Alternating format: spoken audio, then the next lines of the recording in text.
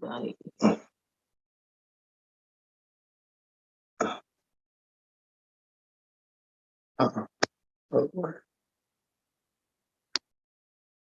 he's upset. Yeah.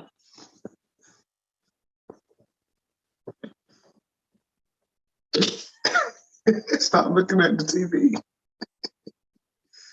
I only use the TV so we can get the camera right. Okay. Now we got the camera right. All right. So you do the introduction? Introduction? Yes. Oh. One. What's the introduction? 1, 2, 3. Hey guys, this is Hey guys, this is Ashley and our team, and this is the Becoming One podcast. We official. Becoming One. Belwaka One. Today we're going to be talking about the $200 date. Dating versus courting. That's going to be the name of this one. The $200 date. Dating versus courting. Absolutely. So first and foremost, if this is your first time watching, hit that share button, subscribe, do all that good stuff people be saying at the beginning of their video. Yeah, do that. All that stuff. Right.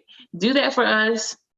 Follow us on all of our social media platforms at Ashley M. Sturgis and Arkeem Sturgis. Yes. We will tag all the goodies that you guys can be a part of, our groups, our events, Arkeem's cooking stuff. Yes. Yeah, he be throwing down. He made like a sushi burrito yesterday. It was great. So it was massive. Nonetheless, thanks for watching. Thanks for tuning in. Let's get right into it. Let's do this. Dating versus courting. So based off of the world definition of dating, it is, and they did a comparison, right? So they did dating and courting side by side. And it's funny that they said this because it's right along with what we said. Yes, like before we even looked into this, we just kind of was having a car conversation, and we was just like, wait a minute. And so we're going to break it down here. So dating, according to the world standard, thank you, is casually getting to know a person or persons you may eventually have a romantic relationship with, may or may not end up in marriage, does not involve parental approval or supervision. That's key. Here's the one that got me. May involve sexual intimacy. Can be casual and may not involve any deep emotions. And there was this other one that I found too that I thought was very good. Oh, no deep emotion. Yes. No. So dating is eventful, gameplay, pleasureful, ends with another date, self-centered, no accountability, and hormonal decisions. Wow. This is what the world said. Just put it in Google, guys. You'll see these. This ain't what we said, by the way, yet. Okay, so by the world standard, courting, on the other hand, is romantically involved with someone with the intentions of marriage, marrying, and it ends up in marriage, involves parental approval and supervision, does not involve sexual intimacy. Key, serious and involves deep emotions. And then the other one was intentional, build vision, purposeful, ends in marriage, God-centered, accountability, and holy decisions. So you can see the contrast right there as it is.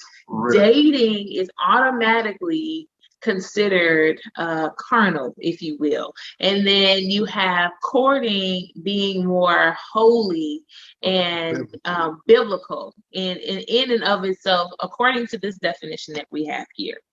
Okay, so roll with the tape. So this whole podcast episode started because and honestly, this isn't the first time that this has been a revolving topic or a trending topic on Twitter or social media, the $200 date, which this time I actually think it was a $250 date. But I remember going in on this, and when I was in college on Twitter, and I actually I actually in college had $200 date trending on Twitter because of a post that I made about a $200 date that I went in on.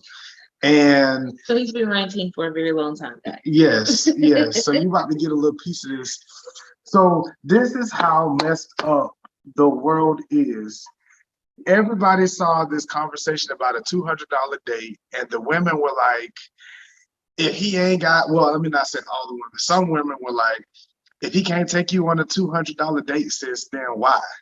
And then the other side is like, then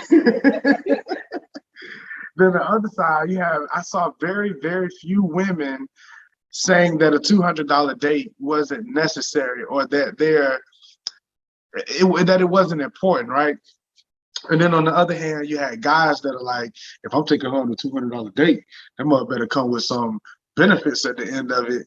And then you have other guys that are like, why do I need to take you on a $200 date to prove to you whatever? What happened to the date? Yeah, it is hogwash.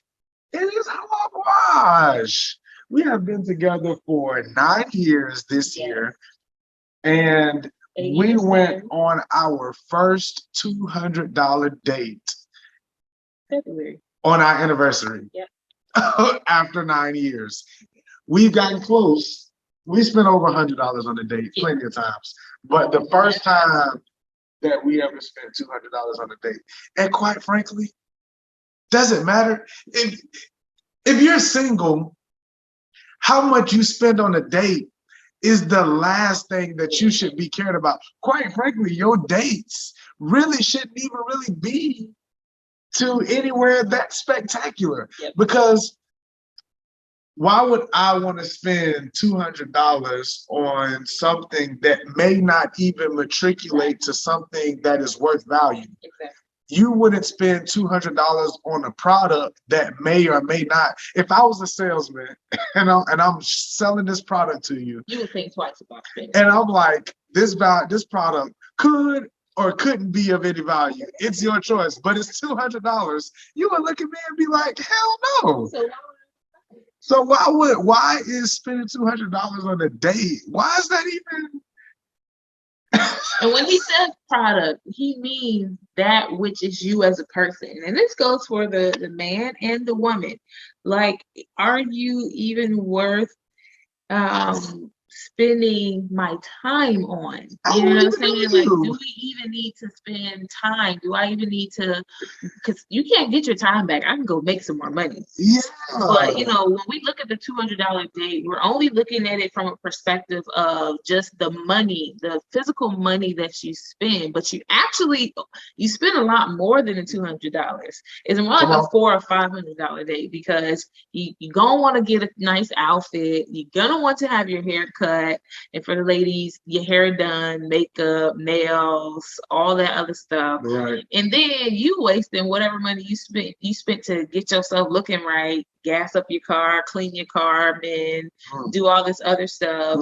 So you're really more like at about $400 by the time you get down to the date. And it's like, dude, this is why a lot of these men out here butt hurt, because they spend $250 on a date. These dudes out here being investors to this female's stomach. No, she need to feed herself. Go Dutch. Bruh, if she a real one, she gonna tell you to keep that $200 and put that $200 to something that's gonna be of value.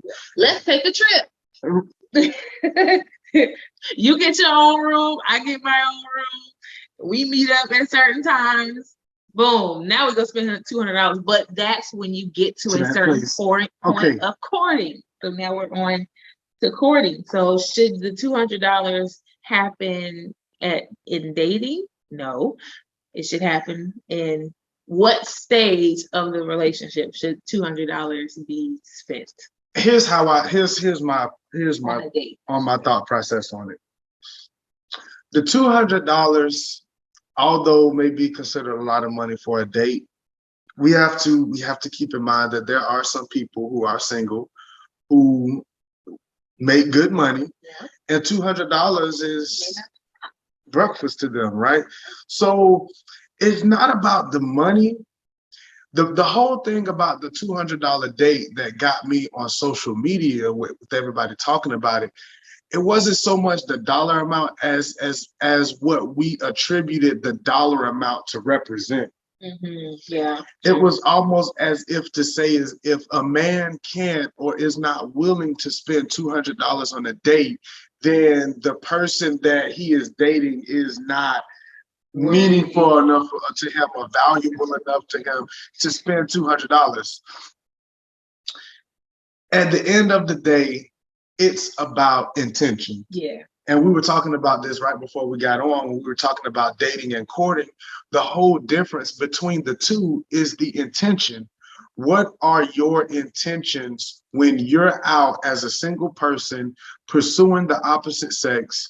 What is your intention? I'm spending $200. I mean, forget the $200, but what's your intention? Like, yeah, but especially spending $200 because that's an investment, babe.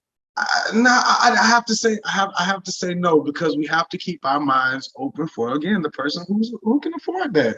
But it's not even about affordability; it's about profitability. Like, is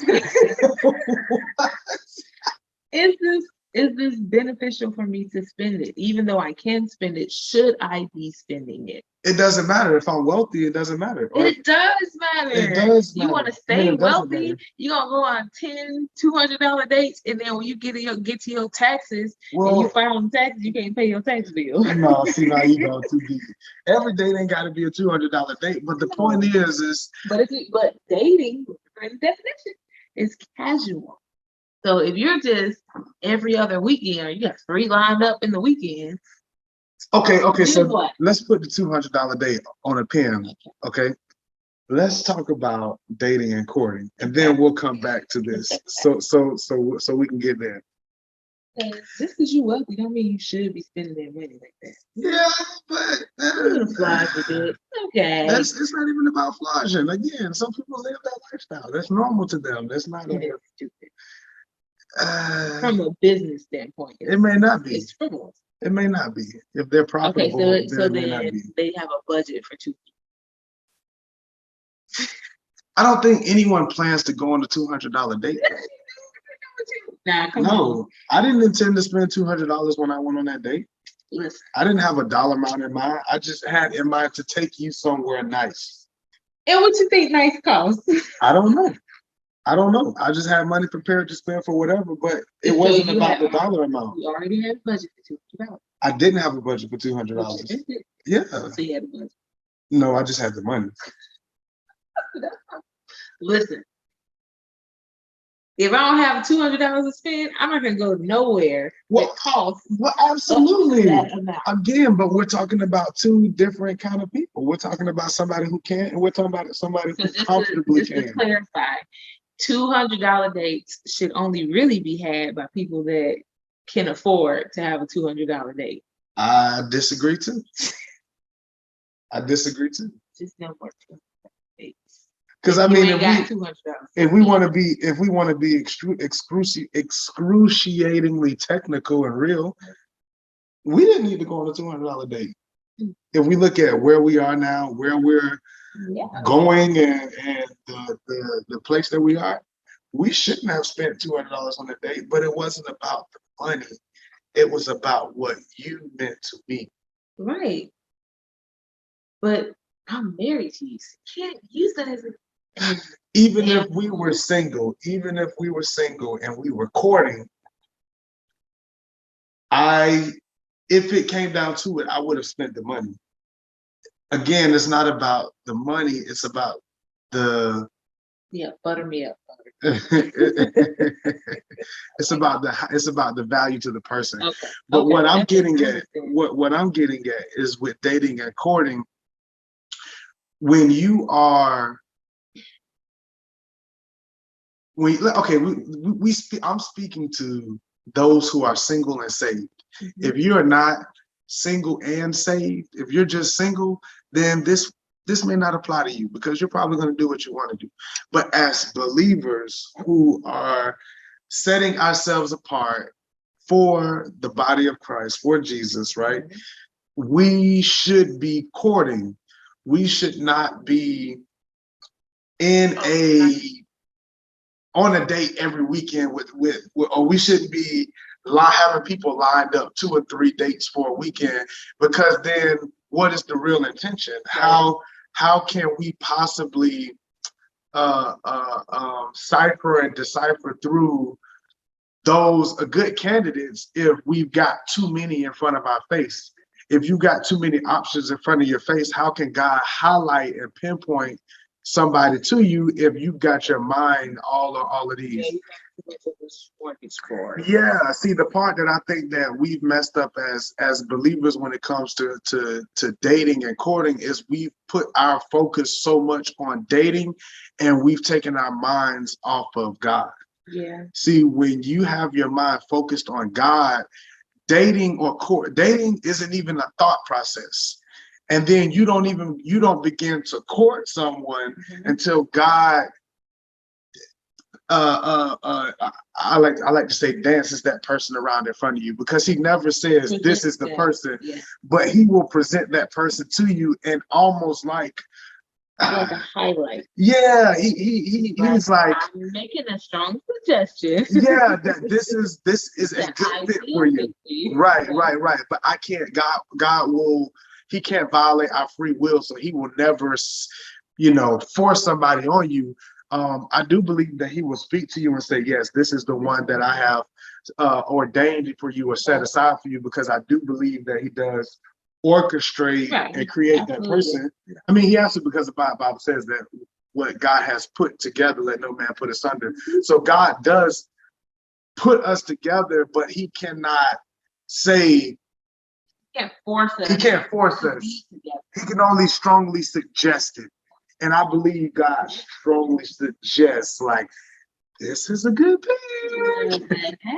Yeah, and it's up for us to be. But how can you, in your mind, in our carnal minds, how can you know that this person is the one that God's highlighting if you got, you know what I'm saying? Prospects. Because what you have to think about, chemistry is real. Yeah. And you can have raw chemistry with more than one person. And when you got good chemistry going on here and you got good chemistry, like, dang, I went on a lot of good dates. How are you supposed to? It's almost like the equivalent of having sex with a person that could be a potential. How can you separate the sex from the relationship when they're both? Yeah. So how can you separate the wheat from the tare when you got all of this mixed together? So my suggestion, I think our suggestion, if you're single, get rid of all of the phone numbers or slow down on the phone numbers. Yeah, don't be looking to collect. Let's dial it back a bit. I think we should almost like a cow. Maybe. So cows have 2 stomachs. Okay. When they chew grass or cud, they chew it, they swallow it down to the first stomach. Right. It digests, it goes to the second stomach, back to the first stomach. They will even regurgitate it up to chew it even more. And so what I think that you should do, your intention when you're quote unquote beginning to date or court somebody or find someone as a potential suitor as your mate, you should take time and chew through that person, singularly process that person. Yes, that's what they're doing. Process that person all the way through. Like, ask all of the questions, get everything out so that you can say for sure, okay, this is it, or this could be it, or this ain't it. Go ahead, I'm sorry. We really need to go back to what we used to say, like in high school. Oh, you y'all talking. You and so boyfriend? No, we just talking. Literally. That's what courting is. No, that's not what courting is. Well, that's how it starts. Properly. No, not even courting. Like to get to courting, I need to talk to you long enough. Yeah. So I likened it to a phone interview. Like we really shouldn't even be going out on talking. dates. We shouldn't be in each other's presence unless we have gotten to the second round of interviews. Ooh. Okay. And so when you get to the second round of interviews, like especially now with COVID. I'm gonna say COVID interviews. We're gonna do some COVID interviews. COVID interviews. I'm sorry, some C-19 interviews with you guys. Anyway, so they do the phone interview, and some of these processes were the same way back then, but even more so now. Even more now. Mm-hmm. We need to be more serious because time is just not on our side, guys. It's timed. Everything is timed with God, and we don't know when it's going to happen. So we need to be moving in His timing with things and not be outside of His timing. And sometimes we get outside of His timing when we do things in a worldly manner, because honestly, dating is in a worldly manner, it's right? Not biblical. It's not biblical at all. Like the words dating and courtship, honestly, is not even in the Bible, but the intention of courtship is in the Bible. Okay. And so when it comes to it, you go to that first interview, that first round of interview, that's the phone call. You're just talking to HR at that point. Yeah. I'm just getting the feel for the, I just want to hear your diction. I'm Did just you trying say to something see crazy? How far you go in conversation, what your depth is. Yes. I'm trying to see if we can even hold each other's attention long enough, right? Yeah. And so after you go through the phone interviews, they usually get the other hiring manager on the phone, right? And that's usually a friend. Or the sister. Or the brother, cousin, or the brother. Your homeboy. And they go and they check out your background. Social media. Yep. Who you with, who you know. We didn't even get to the background because that's not even the background yet. Touche. So you go through your social, they go through your social media, like, because I know that's for me. Oh, that's a soft check. Yeah. That's soft core, really. Yes. So they go through that and they say, okay, cool. Now that usually goes to like a video call when you get to that second round of interviews. Yeah. Then they want to bring the third person in, the other hiring manager, and you're going to sit with all three of these people, and you're going to do either an in-person interview or you guys are all going to do a live interview together, right?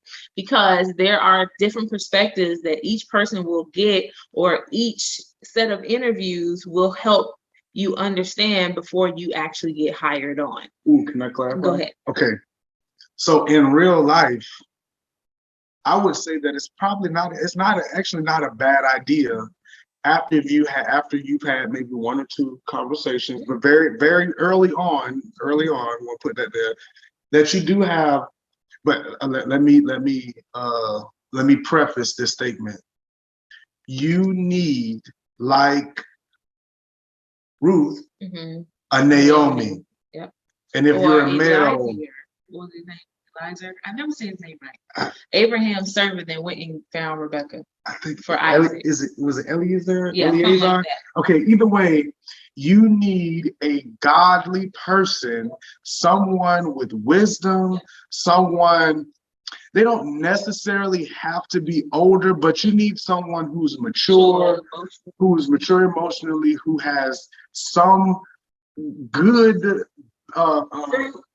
fruit, some biblical sound doctrine and understanding of the word to be able to sit with you, and someone who's real. Oh, don't get nobody that's holier than thou.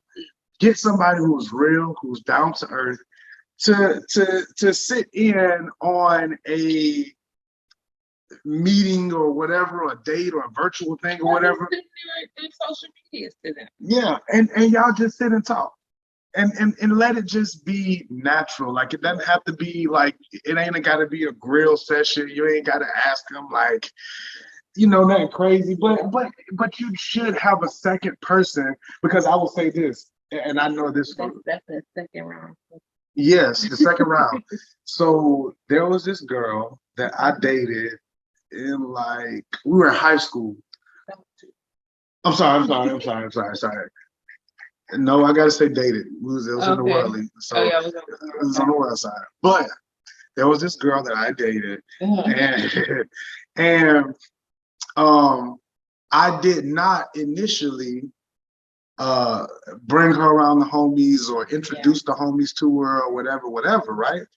So My best friend knew who she was, but I didn't bring her on the rest of my friends. So after talking to the rest of my homeboys, I found out that not only did they know her, the girl lived in the neighborhood by where we used to practice. They knew her very well, more well than I would have liked them to know her. And luckily, at that point, she and I had not been intimate on that level, but we were definitely headed down that route. But that I think that's why it's important to bring other people around, because you never know the person that you're talking to. People are gonna put their representative up front. That's just human nature. That's just what we do. We're gonna put our representative up front. That's why you need somebody else from the outside looking in, just as a second judgment character. Absolutely, because we're taught first impressions is a lasting impression. So of course we put on our suit and tie, we're all buttoned up, right? But then when you start getting around other people, they can see from a non-romantic perspective. Because I have no investment in this. And so I'm unbiased. Right. So whether you're cool or you're not, I don't have to live with you at the end of the day. Nope. I'm gonna go home and I'll be fine. Yeah. So it's good to have somebody that's gonna be unbiased on the outside looking in, giving you some insights.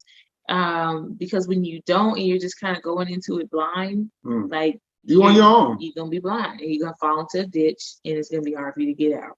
So not you're going to. You could. Okay. You could. No, you're gonna fall into a ditch when you are blind leading the blind, like you going after something with no type of wisdom or insight or extra perspective. You just going in like, oh, okay, we're gonna be friends. Like, and he's like, I met this guy. He has a man. Yeah, it's all right.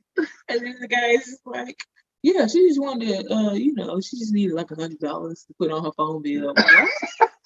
He was so creative. He even spray painted the windows. But this stuff happens for real. Nice. This is funny, but this is real stuff. Online banking. Oh man. Wipe your account, fool. Yeah. There's too many scammers out here, male and female. Some people be looking for green cards. Some people be looking for the Tinder Swindler. If you ain't watched that, go watch that. Go watch that Tinder Swindler. You'll never date again. I mean, you'll never date. You're a friend. You'll talk, then be friends, because that's the other part.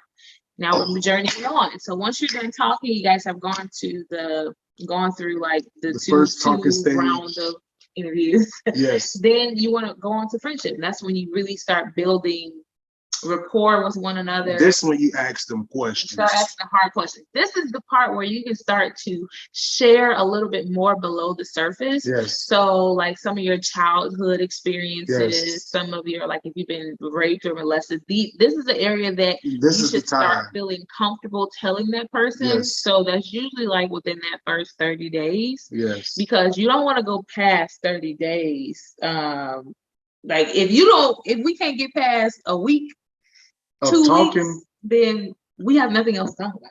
So now that we're here, a few things to look out for. Yeah. When you've reached a certain level of maturity in your life and you've said, okay, I'm ready for the next level or the next place or the next phase in life for me, right? Mm-hmm. And it doesn't have anything to do with age. It's just about your internal maturity and what you want. And I'm saying this based off of personal experience. Okay, let's tell a piece of our story, babe. Okay, so when Ashley and I first met, we started talking, okay? We had seen each other once, but when we first met each other, there was nothing. It was like, I can't even say, it wasn't even platonic. Like we weren't even we couldn't even say friends. Like there was no, I saw her and it was like, oh, she fine. Like, dang, I got to talk to her. Like, and it was none of that between any of us. It was just, we were working together. She sang, she was the praise and worship leader at the church. I came to the church to play the drums. That was it. And we can truly, honestly say that because we've said it to each other in private. And like there was nothing. Okay, I was not interested in this girl. Quite frankly, hold on, nah. I felt no. I can't even say I failed. I can't even say I failed hard. I I leaned in hard. Cause fail would insinuate that I tripped. No, I ain't tripped. I seen that hole and I fell in it. I said, I'll see y'all. Oh dang, that was probably that bad. Well, you okay for the don't look at golly, y'all are just bad. And I know y'all heard it that way too. Get your mind out the gutter. That ain't what I meant. That is not what I meant. But nevertheless, we started talking first, right? So there was nothing between us at all. After the third or fourth conversation on the phone, now might I add, again, when you get to a certain level of maturity in your life and you begin to talk to a person who is also at that same level of maturity level, and you start to build and develop a relationship, and again, not an intimate relationship, just friendship, just strictly friends. If there's a mutual interest there, it will be immediately recognized. And like I said, it was the fourth day, and I've never said this to a girl, and I told her this. I'm starting to catch feelings for you. I've never told a girl that a day in my life. We lost some juice here. Yeah, I cut the power back on, but on the light thing. So we had never met each other a day in our lives. Hold on, y'all. All right, moving on. So it wasn't like that, right? But after 4 days, I'm like, I like you. And like, I don't just like you, like I'm starting to like you.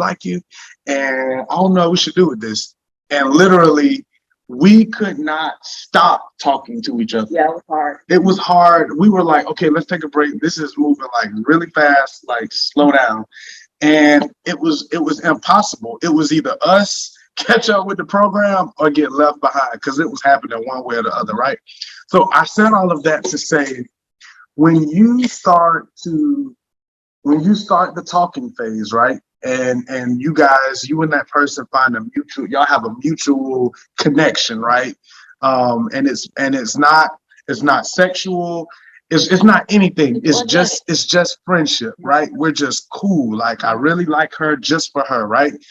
And then as you begin to talk more, right, and you get past that first stage of like we don't know each other, and then we start talking to the point where like, okay, I'm starting to learn you and like who you are. Yeah. I know your favorite color. Yeah, I know your birthday. 21 questions. We passed all of that. Now we're on the next 42. Now I'm starting to get deeper. Now we're getting more deeper into who we are, and now this is the point that I would say, like we said, we start asking those questions. This when you get into who's your mama, who's your siblings, how were you raised?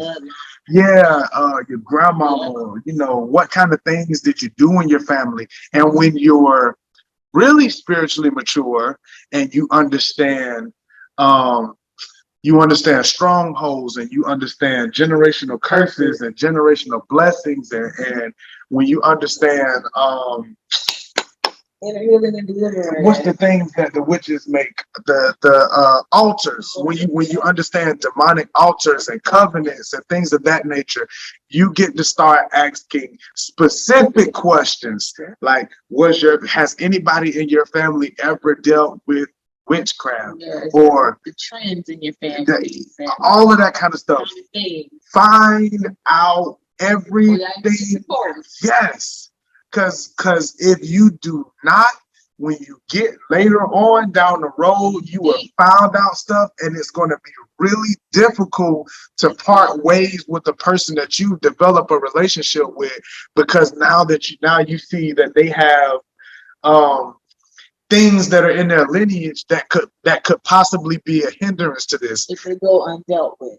Right, and that's not to say that it's a no, right? But it's just we got to address it now. Yep, we got to redirect some things. We got to reevaluate how we choose to move forward. Yes, and I think the biggest thing for us was we really had no knowledge of all of that stuff. Yeah, we had no idea. At the beginning, no idea. And so we went through our first year was great. But as soon as we got to that second year, it started to like go on a decline. Yeah. And are we talking about the first year of marriage, or we just talking about the first year of being together? Oh, I would just say the first year of marriage. Okay. Because the first year of being together, we were solid. So yeah, it's technically like year 3. So just to give you a timeline, we literally got married around the same time that we met each other. So when you hear us say a year, and when it was literally a year, and we got married. So yeah, and so when we say 9 years, we've been together 9 years, married 8. Yep. Just to clarify. Okay, cool.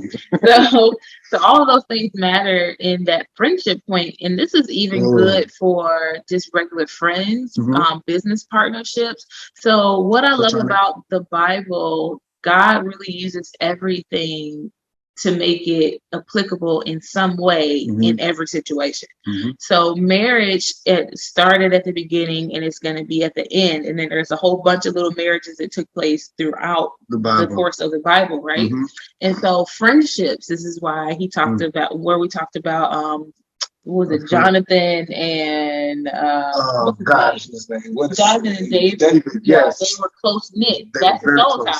You can have a soul tie with somebody emotionally that is healthy and godly when it is formed the right way. So I believe when we entered into a soul tie, it was tainted because we had other things that happened. So we had to go back and sever the ungodly soul tie and reform the proper soul tie. So I will say, that was in the romantic part, but in our friendship, the soul tie that was put together emotionally was pure. It was godly because our intentions were pure, and the place that we got together from was from a pure place. So that soul tie of friendship was good. Is what kept our marriage together. Ultimately, was one of the things that kept our marriage together.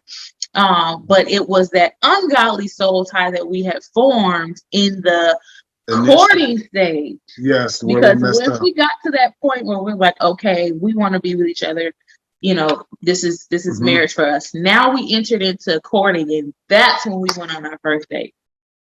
Yeah, it was. And so when we went on our first date, he was like, well, I think I think we should go out. And I was like, okay. and everything was so organic with us. God designed that.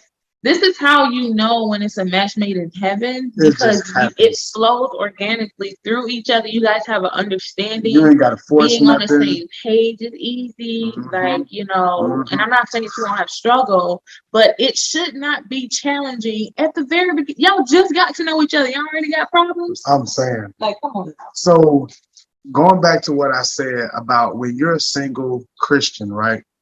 This is why it's so crucial to have your complete soul, focus, mind, body, and soul into God. The reason why is because He is going to solidify you in such a way that when you do get ready to get into a relationship, it will happen organically. And what God will do is He will rip away false ideologies, false perceptions that you will have, because what happens in relationships, and it happens on both sides, but we see it more on the side of the women, is this almost fairy tale thing. Like, they have this idea that, like, I want this to happen, and I want this to happen, and I want this to happen, and I want this to happen. And those things are not bad, right? However, we get so caught into this perfect ideal that when we get something that doesn't look like this thing that we've had in our hand, we will miss the perfect thing that God has for us. And so going back to one of the things I said earlier, when I said that she wasn't, quote unquote, my type, what I, quote unquote, like.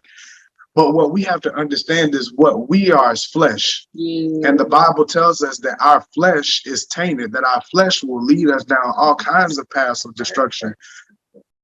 Right. So if we go according to our quote unquote type, your type is based off of your flesh. Your flesh will deceive you. I thought I needed or wanted a dark-skinned woman with pretty feet and a big butt. The truth be told, but God's like, you don't even know what you like or what you want. Even right. Even if you want to, because I already hear this coming. You're 50, you're 45, you're 60. You know yourself, but you don't know what you don't know yourself, and you can't know yourself well enough to know what the proper mate is for you. Only God can guide you into what that looks like. And so when you develop that relationship with him, he will rip down all of those things so that when you do find that person, it can happen organically. The reason why our relationship was organic because we didn't have any expectations of each other. I didn't expect nothing from her. Like when I say nothing, I didn't. When she was like, "Well, what do you look for in a marriage?" And it's like, I mean, the same things that any other same person would want. Somebody that's going to be faithful, loyal, and all of this other stuff. Like I don't. It's like, how do you explain that? How do you express that? How do you find somebody that meets all of that and ask them like you? It's too much work. Right. That's what it boils down to. Is it's just too much work, and God knows that it is. So it's best to let God be your matchmaker, and don't turn down His voice. Because a lot of people, when it comes to dating, our preferences will turn down the voice of God. Our people pleasing will turn down the voice of God, because I gotta have a baddie on my shoulder because I need my homeboys to be like, oh, she fine, she got a donk, she got boobies, she this, that, and the third, not knowing that this woman is not going to be able to pray you through your deepest and darkest hours. This woman is not going to be able to carry your children. And I don't mean just have children, because you can have children, but to carry a child through life is different, because her mindset, her mentality is going to raise your child. It's going to help you start or end your business. It's going to keep money in your pocket or keep it out your pocket. It's going to keep you safe, or it's going to put you in harm. Okay, so you want to be mindful, men, of the type of woman that you are in pursuit of. And really, you shouldn't even be in pursuit of a certain type of woman. You should be pursuing growth. You should be pursuing God. You should be pursuing the things of the Lord, and all these things will be added unto you. I was walking in purpose. Our King was walking in purpose. He was mining his business, and I was mining my business, not meaning I was taking to myself. I was tending to my field. I was doing what God had already called me to do. And so when you are already on the right path, you have no choice but to go like this. And you meet. It's a discovery point. It's a touch point, because when Adam woke up, Eve was already there. So she had to be in position so that when God raised him up, she was already in position. So men are raised, women are prepared. Okay. And so that's to say, I'm sorry. That's to say that you don't have to do anything to be put in place for your spouse to see you. As far as like, oh, I need to go and be out at all the parties, or I need to go and be on all the dating apps and all this other stuff. The only thing that you need to be doing is operating in purpose. Yep. As long and function too, because there's a level of preparation that you already need to be moving in as a wife then as a husband, because you should already, as a man, you should already be a provider of a household, whether it's you're still living with your parents or whatever the case may be, because we're not going to sit here and say that, oh, he shouldn't be living with his parents. Well, maybe he's waiting and saving his money and buying property up. So women, y'all have to take that off the table, because it says, when a man finds a wife, they leave and cleave at that point in time. It never says that they leave the house. Okay, so let's in it, Okay. Wait. I gotta throw this one in there. It is so unbiblical to kick your kids out of the house before they're able to take care of themselves. I'm gonna say it again for those in the back. It is so unbiblical to kick your kids out of the house before they're able to properly take care of themselves, mentally, physically, financially, spiritually. All are important. So if we really, really, really want to do things according to the Bible, The proper way is parents should raise their children. They should make enough money to live in a stable household that their children are also able to live in as long as they need to until they are ready to go. Or until they meet their wife. Because again, what the scripture said, or husband, the scripture said, he who finds a wife finds a good thing and obtains favor. But the other scripture says, when he finds his wife, the leave and cleave. He doesn't leave, the spouse doesn't leave her father. I mean, the wife doesn't leave her father, and the husband does not leave his parents' house until they have met and they have married, and then here's the thing. They're not even in that day and time, they weren't even allowed to get married unless the man was able to take care of the woman the same way her father was. This is why, if you look back in the Old Testament and you look at the way marriages were arranged, a man would see a woman that he found attractive, that he felt was suitable to be his spouse. He then now went back home, sent over the part that we missed. He had to do his research to find out who her father was and what status her father held. The higher the status of that father, right? If I don't have enough money, I can't even afford her, so I can't even look in her direction. So in today's time, it may not necessarily be that you need to make a certain amount of money to afford this woman, but you do need to have something that you can bring to the table to be able to provide for your spouse. Yep. And then I want to put this caveat out there. Don't use this Genesis 2 and 24. Therefore shall a man leave his father and his mother, and shall leave unto cleave. Okay. Cleave unto his wife, and they shall be one flesh. A lot of people use that, well, I'm staying at home with my parents because I'm trying to save up money, but then you look in your savings account and you don't have no money. So you're really being stifled, and some people must leave at some point. You must leave the household, or you won't find your wife, because the being under that household is keeping you in a position of a child. So this particular thing only applies to those that are really actively preparing to take on that role as a husband or take on that role as a wife, because some people will live in their mom and their daddy house for years and never want to leave, and they ain't paying no bills. They ain't grow. You ain't making no moves. You ain't doing nothing, and you're just there. And so you're being stagnant, and you have to come up out of that because you're comfortable now. And so a real person that is like, I know I'm just here for a purpose, for a season. I'm going to stack my money. I'm going to do what I need to do so that when I go back out there, I don't never have to come back again. Yeah. So please understand. Yes. Now, thank you for clarifying that. That is the ideal scenario. So, for example, in our household, we've already established this as a thing or a rule in our household. We are not forcing our children out of our house. However, if you stay in this house past the age of 18, there are stipulations.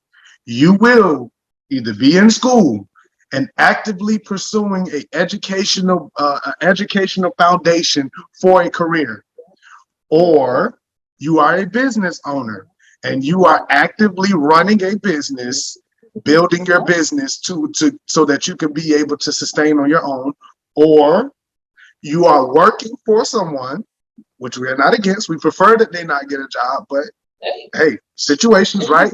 But whatever you are doing, you are being productive, fruitful. I want to physically see the account statements that you are getting paid and that you are taking a percentage and putting it to the side. And you're using this opportunity. Yes. Because you will not mooch off of me. You will not mooch off of me, but I will give you the opportunity that we did not have to be able. A lot of people in our community don't have to be able to set you off in this world on the right foot. So when I speak of that, I'm talking about an ideal biblical family household from parent to child, to on your own, right? Okay. Because really back in those days they had tents, right? And so like they owned a plot Everybody land, owned a lot of and they land. all stayed in that same community. Yes. So ideally you would want to have a house either big enough or have properties where your kids can go and stay, where they don't have to necessarily pay rent or they pay a small fee to live in the household. But that's a conversation for another day. I don't know who needed to hear that, but you know, somebody needs to hear that it's time to be kicked out the nest if you have been procrastinating. Break your mindset. Yeah, you gotta break that old mentality of the way the world has done things. Un-Americanize yourself. We have to un-Americanize ourselves. Everything that America does, if you're doing anything and it looks American, I'm not saying it's wrong, but you might want to check it because it may not be healthy and it may not be biblical. Biblical. Yeah, because at this day and time, we got to be biblical on every stance because God set it in motion for a reason. Yeah.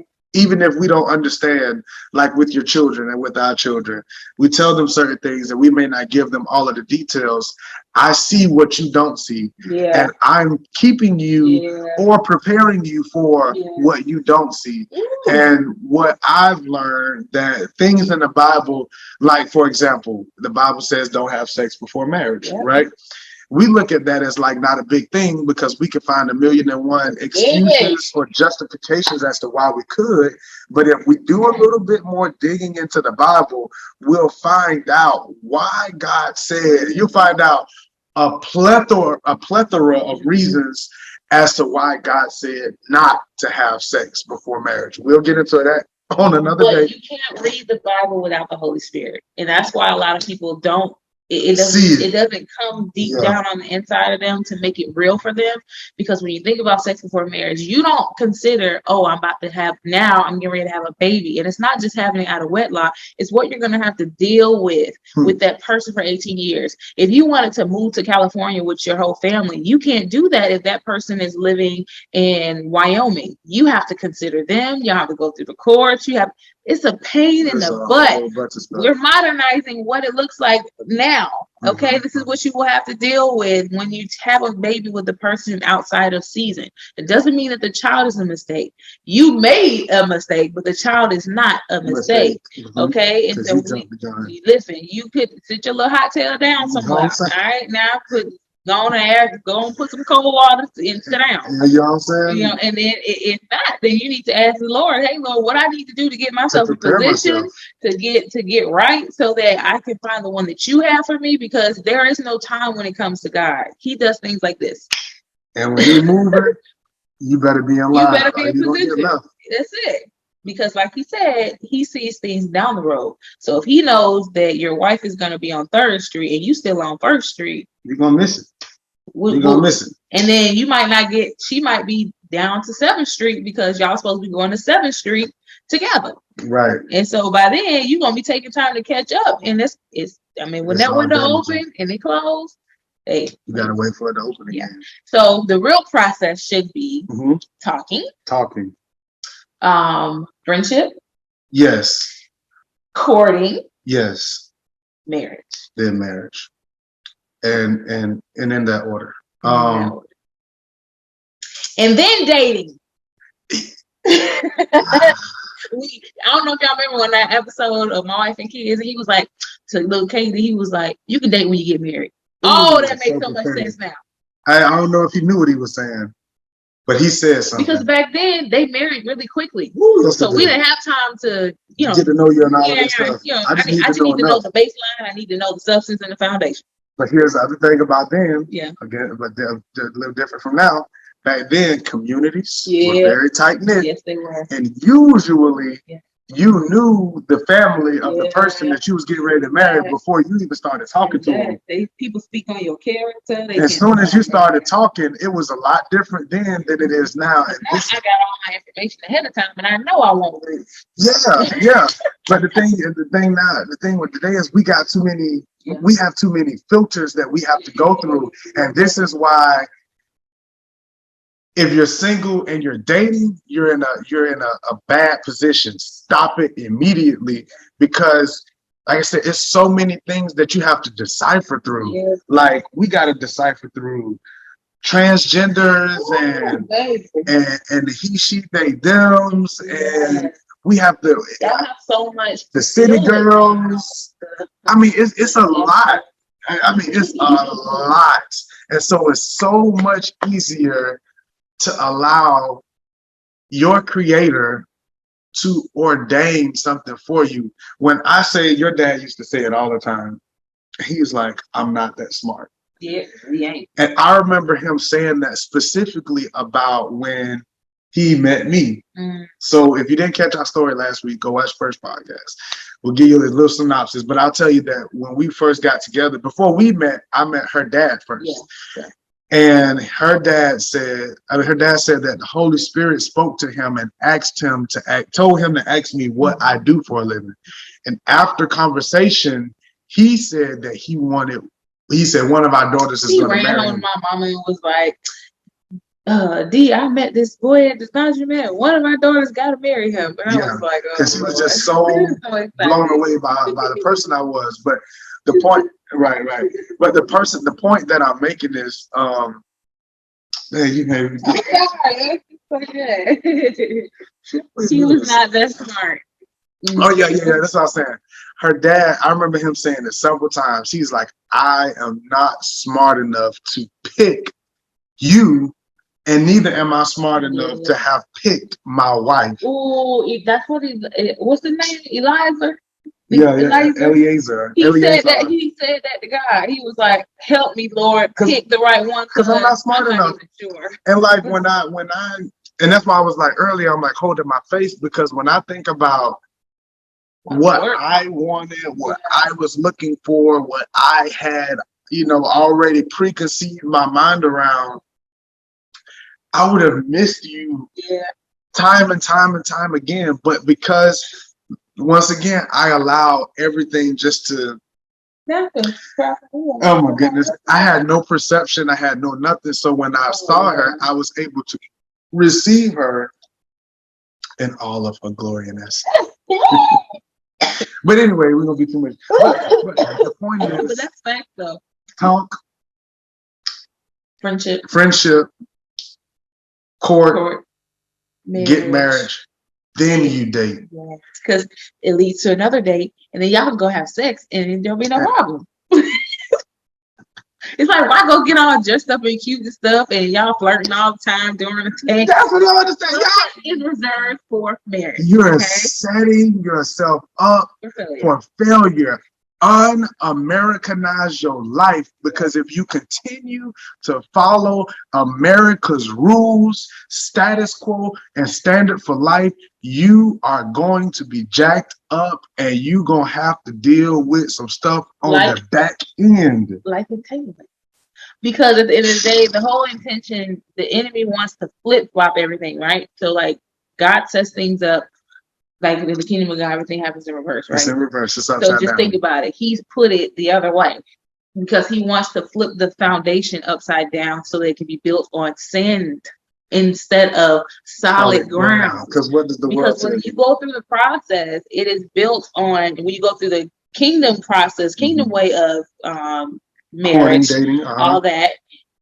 The process is fortifying and building a solid foundation so that when things come to smack you, because they coming. It's gonna happen. It's gonna happen. Your foundation is solid. You won't be easily moved. You won't find yourself easily falling into infidelity, financial hardship, and divorce. Because ultimately, the enemy wants you to marry. He's like, okay, sure, go ahead and marry this person, so I can sift you, so I can destroy y'all's marriage, so I can have another fatherless home, motherless, mothers being emotionally unavailable because the fathers are gone, and now she's taking on these extra roles, or the men being emasculated. He's in the home, but now he's emasculated, and then the cycle goes on. So now we can begin to strip the intention that God had put into the earth with Adam and Eve. Even though Jesus came to fix that, we still, as the bride of Christ, still have to be presented without spot or blemish. And we cannot have spot, or we cannot be presented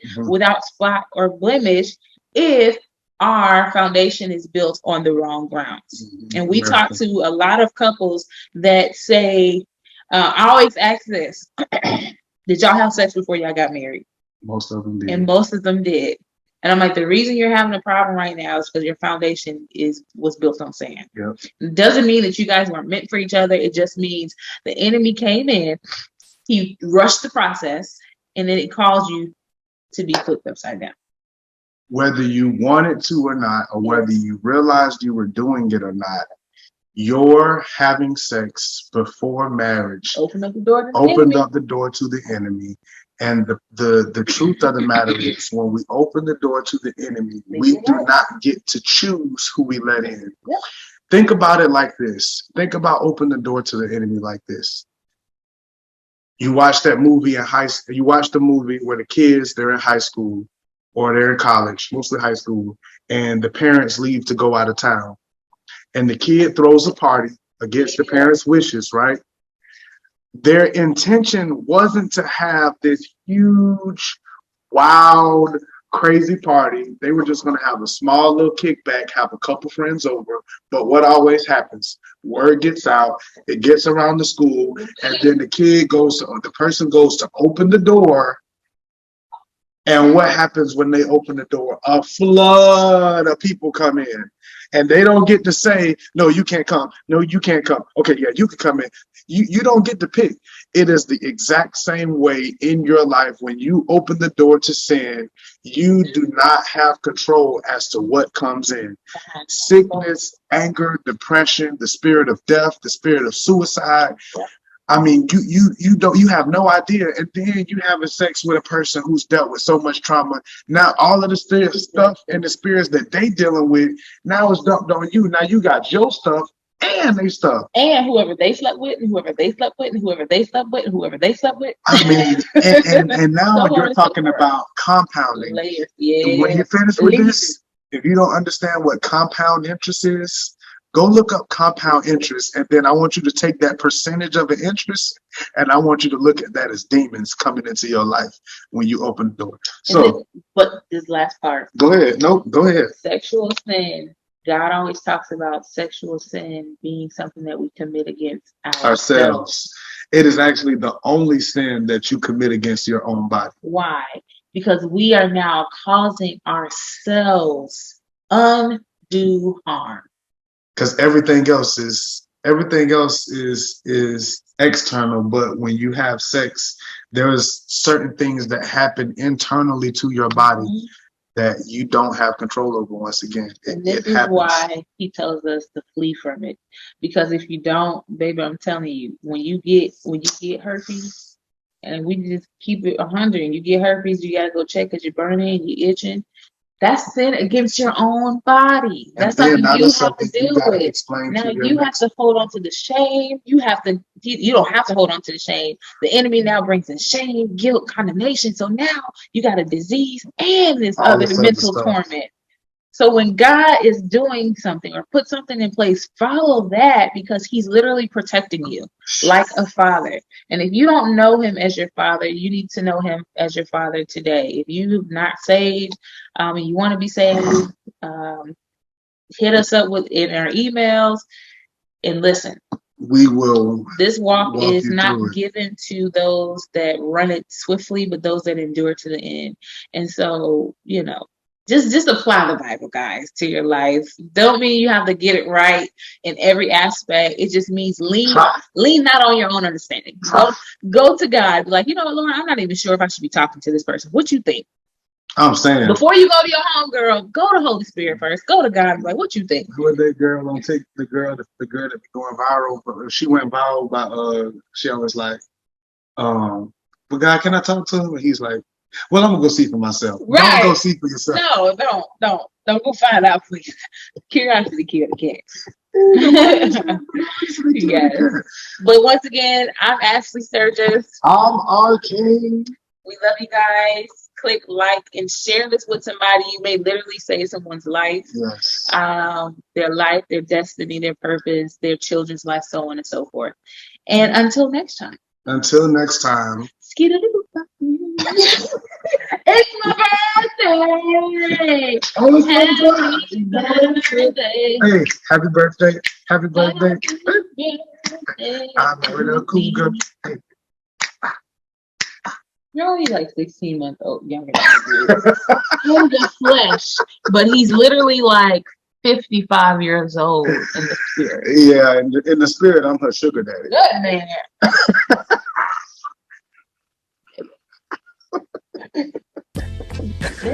I can't see what that is. Yo, my brother is man. Love you, AJ. I can't wait to see what you do with this one. Good night. Peace out, bro. Sometimes I can't lie. Do I want to move? Yeah, so the pocket's over there. The what? There's a pocket right there. My shower was out. That's fine. Nope. We got that crib.